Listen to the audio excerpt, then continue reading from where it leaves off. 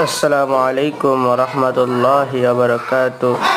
সবাই কেমন আছেন? আশা করি সবাই ভালো আছেন। নতুন একটি ভিডিও নিয়ে আপনাদের সামনে হাজির হয়েছি।